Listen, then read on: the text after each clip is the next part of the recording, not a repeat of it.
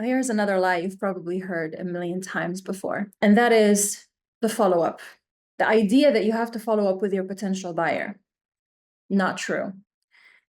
When I'm on a call with someone, which I said in a previous video, I don't do these like long discovery calls. I don't do calls where I try to handle objections and convince people to buy something. Instead of the back and forth with emails, I'll just do a 15-minute call. And even that, I might actually take it out in the future. But after I've sent somebody a link, if they're going to think about it, I don't actually send them an email or a message and say, hey, just checking in, oh, I want to make sure that the link is working out properly.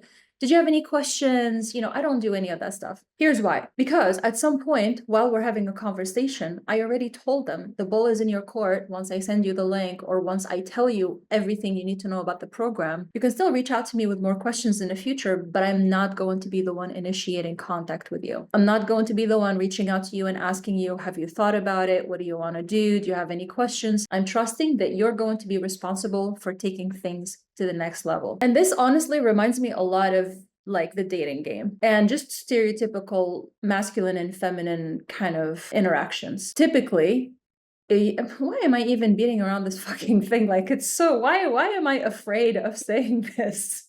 It's so funny. This is so deeply in this is a tangent, but I'm just feeling how I'm overthinking saying this like in the most respectful way. No, here's my fucking experience, my truth, my experience from my life, how I see it. Perspective of Aliana, okay? The perspective of Aliana is that the feminine generally likes to be pursued and the masculine is the one who is initiating, pushing, going after, etc., and things like that. That's part of the game. And that I, as a woman, I appreciated that about men in the past, and I appreciated that about my husband. And so what I understood in my, single years is that I didn't have to be the one to chase after because that's the experience I wanted. That's the experience I wanted, the interaction I wanted was one where I was attracting, and then the other person was the one who was initiating, pushing things forward. That's just a personal preference. And so I guess there's still some of that in business and selling products and services. I just don't enjoy the experience of going to somebody's DMs and being like, hey, do you want to work with me?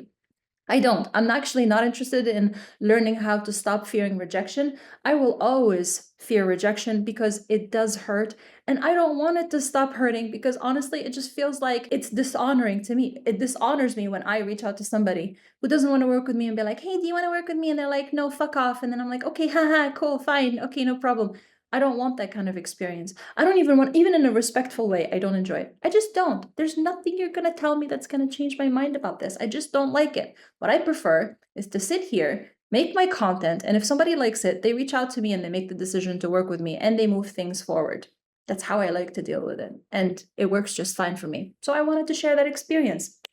You don't have to do that. People are smart enough to decide that smart enough to figure out how to work with you. They're smart enough to figure out how to send you a message if the link is broken and they want to work with you, to reach out to you. And in fact, they'll probably panic and be like, oh my God, the link is broken. I want to work with you and I can't do it. They are capable enough to make that decision. They know how to reach out to you if they still have any questions. They know how to reach out to you. They've talked to you. You've given them, like, what do you want me to tell you? It's like, they know. It's like literally the same reason that somebody doesn't, you text in a relationship and they're not that into you. That's the fucking truth. They're not that into you. That's why they're not pursuing you, because they're not that into you.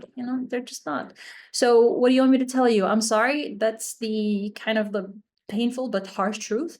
They're not that interested. So what do? You make the offer even more attractive and then you put it in front of even more people. And then you get to be picky and choosy because you have a lot of options, because you have an attractive offer. It's very, very simple. It's very simple. That's the whole video. There you go. Just if you're a woman, you understand how the woman brain works, you're gonna crush this. And if you're a man and you understand how women work, you're gonna crush this. Just treat it exactly like a high value woman would treat herself in the dating game. That's exactly how you want to treat the offers. Oh my gosh. Do I post this video? Yeah, I think I'm gonna post this video.